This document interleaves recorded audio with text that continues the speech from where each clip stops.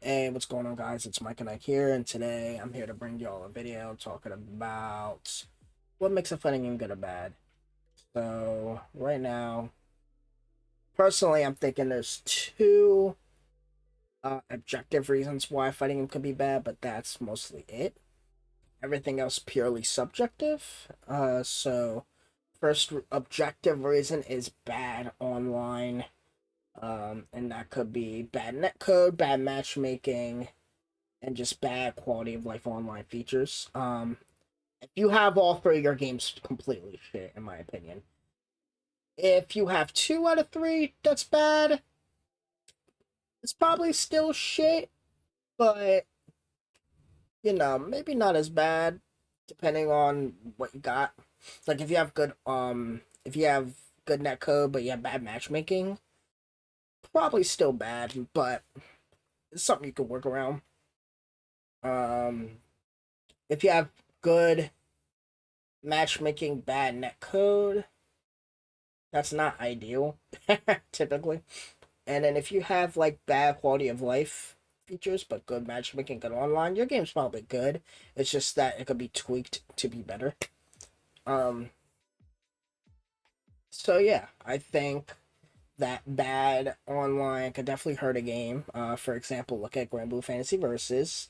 Game was very fun, but you know, bad online pretty much killed the game.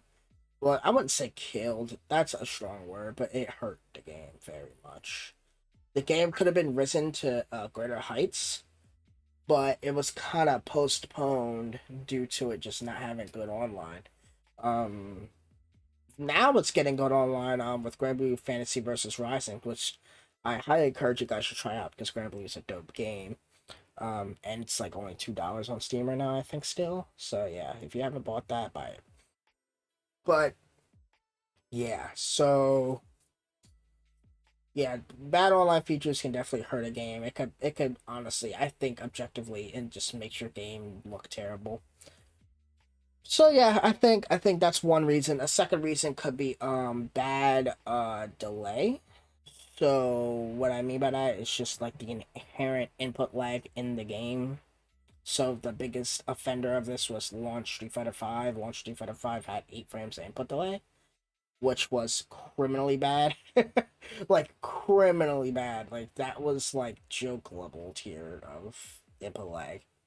It got reduced a bit even on console, but through the workings of people like Arturo Sanchez, shout outs to him. He honestly he kind of put people on to like getting higher refresh rate monitors, playing on PC and stuff like that. I mean, I don't always see eye to eye with the things he says, but I will, I don't hate him or anything. I give him credit.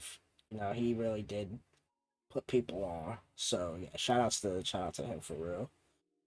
Um, Now why I don't see eye to eye with all the things he talks about is because I believe personally that you should play a fighting game on whatever platform you want. Like if I have to play a fighting game on PC because like consoles like 5 frame delay and PC's 1 frame delay, I think that's dumb. I think I shouldn't have to fucking spend money because most of these fighting games are 60 fucking dollars. So I shouldn't have to buy one version and then be like, oh, this version's shit, and then I have to buy PC just to just to play. Um, that reminds me of another online feature: no crossplay. Most fighting games don't have crossplay right now, so it's not a big offender yet. But I think you should have crossplay because that way anybody can just play on whatever, and then everyone's happy. If you want to play on PC, cool. I'm gonna play on PS5. That's you know what I'm saying. So I think that does hurt a game, but right now not a lot of fighting games have it, so I'm not gonna deduct points on a game for not having crossplay. But I think every fucking fighting game should have it, especially in the future going forward. Now that rollback's a standard, um, that should be the next standard, even though it's already standard on every other game. I wouldn't say every other game, but it's getting to be a standard on most multiplayer games. So going forward, I think it should be a standard for every game, every fighting game. Um, but yeah, I kind of got sidetracked with that. So yeah, bad delay. So bad delay can, like, if I gotta buy a separate version of a game just because this version is one frame delay and this other version's shit. It's it kind of deteriorates me because it's like, damn, I want to play on this because this, honest to God, my PS5 is probably running, like, it runs better than my PC. Like, my PC is decent, but I'm gonna be keeping a buck. My PC, I got a laptop. I got a GTX 1060 i5. Like, my shit ain't running no SF6, bro. My shit's not running no Tekken 8. So I'm gonna be playing that shit on PS5. Um, Luckily with Street Fighter 6, and luckily with next gen consoles, they have like low latency modes and stuff like that. So, and SF6 has a low latency mode built into it on top of that. And it has like it can support higher refresh rate up to 120 hertz. So the plan is to just get a new monitor. Because right now my monitor is only 60 hertz. Anyway, I'm getting sidetracked. That I'm talking about myself. I'm talking about myself. I'm into talking about just the games right now. So sorry about that sidetrack. But yeah, pretty much, I think disparity in online delays between platforms can hurt a game. I won't say that necessarily makes the game bad, but I do think that it's kind of a shit game design choice. I don't even know if it's really a choice. I don't know if it's something they control. I don't think they do. I just think they don't think about it, and then thus it makes something make it causes problems because they don't think about stuff like that. So yeah, I think that the ideal thing is to have every game just the same or close to the same of delay. Obviously, it's not always going to be the same due to hardware and stuff like that, especially on PC. PC is always going to be superior in some form or fashion because it could support, like, if you have an OD PC, it could support up to damn near 400 hertz, and of course, that's going to affect something in some way. You know what I mean? So, not to mention just the hardware in general is just going to be more powerful. And also on PC you can do stuff like on NVIDIA control panel, reduce lag like that. It's just tons of stuff you can do on PC that's going to make it better. But generally, um, the inherent lag in the game should be the same between platforms. Like, it should be like, say it's 2 frame delay on PC. It should be 2 frame delay on console as well. That's it. Um, I think when it's not that, it just causes a rift in community, and it just gets very annoying very fast to me. So yeah, I think better delay across the board between each game is objectively the way. If it's not like that, game might be kind of bad. It's not as hurtful as bad online, but I do think it causes a rift. Like, people were saying, like, DNF Duel offline literally felt like delay based netcode compared to PC. That should not be a thing. Like, literally, it should not be a thing. So yeah, I think those are the only two things that makes a game bad typically. For fighting games anyway. Everything else purely subjective. If you want my subjective take on what makes a fighting game good, I think what makes a fighting game good is that it rewards you to the highest degree. Like, the more you learn the game, the more that you can just kind of gap people, if that makes sense. Like, you shouldn't have to, like, be worried about anybody once you, like, learn to the, like, once you keep learning and learning and learning and learning, you literally should just be able to gap, in my opinion. Um, it might be kind of an elitist thing. I don't know. But I think you should be 100% rewarded for just learning that much stuff in the game. That's really it. Of course, I don't think any fighting games like that, as far as I'm aware. The closest I can think of maybe is Tekken, but um, I don't even know, to be honest. I don't play Tekken at a high level. Like, I'm okay at Tekken at best, so I don't know. Um, But yeah, I think typically it should just be rewarded for learning the game to the highest degree. That's not to say you have to. I just think that if you fight somebody that knows a lot more, then typically you should be getting cooked. Um,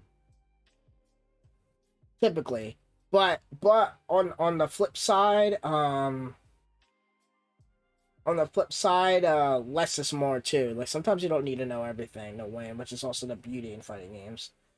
So eh, maybe now that I'm thinking about it, maybe not. Maybe there's like a balance between that I'm thinking about now. So I think you should be learning. You're rewarded for learning more, but should also be rewarded for just having like the better like fundamentals, I guess, like of, of in the game's like concept of fundamentals anyway. Which most fighting games do reward, but I don't know. I think for some reason I think like you don't sometimes like when I learn fighting games, like I have tried to learn or have learned multiple fighting games, maybe not always the highest level, but I feel like the games I have played at a high level, I never really felt fully rewarded for learning it at a high level, if that makes sense. And that could be for various reasons, though. That could be because the rank modes were bad. It could be just because of just the way it was designed. I don't know. But my experience playing games at a high level or close to a high level in some instances, I didn't felt that rewarded for getting to that level. I kind of felt like I just knew stuff, but I don't know. It's weird to explain. It's just a weird feeling to explain. Like it's not like something I could just explain willy nilly. Like I don't know. I think again, this is purely subjective though, so it's not like this makes a game shit or anything. Like it's just my purely subjective opinion on what makes a game bad or good. Um, I think games that just kind of reward you for just having a good, just like a good asset of something. Like if my offense is like S tier offense, like and your defense is B tier, like I should 100% win. But I mean, I don't know. I feel like sometimes I feel like maybe like despite it feeling that way, I still do get rewarded for it. It just doesn't feel that way, if that makes sense. I don't know. Um, it's weird. It's weird to explain. I don't know. You know what I'm saying? It's just a weird feeling to explain. I think there should be kind of like subsystems in the game to kind of reward you for just learning more shit in the game. I think.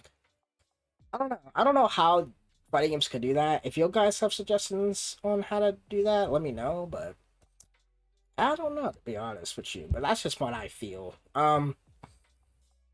Maybe just better rank modes and stuff like that could really help. Um, maybe just I don't know. Better in-game mechanics that kind of feel like it gives you kind of like a better feeling of nailing certain techniques. Like I don't know, like just frames for example. I think just frames are a good example of that. Like in terms of because those are like cool execution barriers you can do that it shows you okay you have good execution, right? So I think other things like just guarding for example like in Strive, I think that's like a perfect like it kind of separates you from like people with good defense with great defense. Like I think if you learn how to just guard and instant just guard, you like instantly your knowledge check like your knowledge of the game rewards you in that instance. I think stuff like that is what I want more in certain games. It's just not every game has stuff like that. Um, like Blaze Blue has stuff like that too. Like Blaze Blue like has just guarding, has instant just guarding, barrier block, etc. Um, certain games that I've played at a high level do not have that. Except for Strive. Strive's the only one. But like Street Fighter doesn't really have that. Um, closest I could think of is like V Shift, I guess now. But I mean, by the time V Shift was in five, I stopped playing that game. Grand Blue, literally does not have mechanics like that. The really the I mean, then again, they did add mechanics, and I stopped playing now, so I know they have mechanics now. It's kind of like V Shift. So I don't know now. But when I was playing Grand Blue, there was no mechanics like that. Really, the upside of Grand Blue was that the way you kind of just showcased how better you were was literally through just footsies. Which is why I like the game. And I guess that's the same case for Street Fighter. Um, but for some reason, in certain Street Fighter games, it doesn't always feel that way. Like certain Street Fighter games, you just gotta, I don't know. But I do like games where they kind of just put little subtle, even if it's subtle things in there, to just, you know, it rewards you for just learning those things. In my opinion. But yeah, I mean, again, this is a purely subjective thing. It's nothing like crazy. I don't think every game should have fucking just block or anything like that. So yeah, it's purely subjective. But I do think mechanics like that are nice. I think that's it though in terms of what I feel. Everything else, every player's gonna have a different kind of taste. Like some people don't like Dragon Ball because it has that Super Dash. Some people love Super Dash. I don't know. Some people don't like Street Fighter because it's slow. Some people love it because it's slow. Same thing with Grand Blue. Some people don't like Mortal Kombat because it has like strings, has like dial A combos or whatever. Some people love that. Some people like Tekken because of their sidestepping. Some people don't like Tekken because of their sidestepping. You know what I'm saying? Like when it comes to these things, it's a purely subjective taste in that instance. So, you know, it's all subjective at the end of the day at that point, and I think it's just up to the player on what they feel is good or bad and what they like, and you should just play with what you like, and that's really it.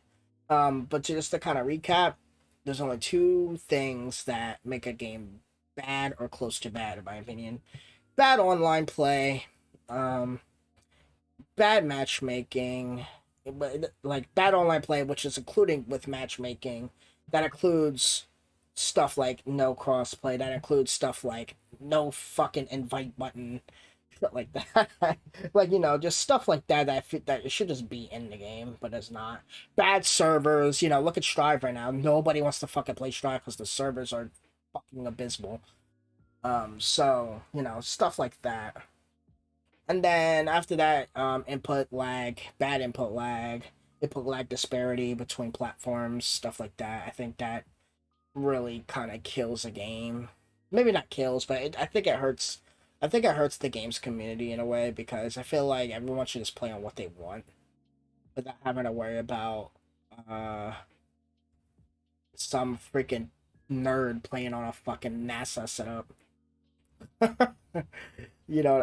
just playing. I'm just playing. But you know what I'm saying? Like, you shouldn't have to worry about what the other players playing on. I think just like, or more so. You know what? Let me word this better. I shouldn't have to buy multiple versions of the game because one version just ended up not being the ideal version. Every version should just be relatively competitive in terms of input delinquency. That's what I mean. Um, so if some nerd wants to play on a NASA setup, that's fine. It's just I just want every game to be in an ideal light in terms of input latency. Every version should just be whatever frame of delay, and that's it. Obviously, PC is going to be superior because it's PC, but you know I should be able to play on PS5, and it should be relatively close, in my opinion. That's it. And then yeah, that's really it. So if you guys have any other suggestions on what makes a fighting game good and bad, let me know. I'll see you on the next one. It was nice talking on the camera for like, I don't know, how long was I talking? 19 minutes? Yeah, so peace out, y'all, and take it easy. See you on the next video.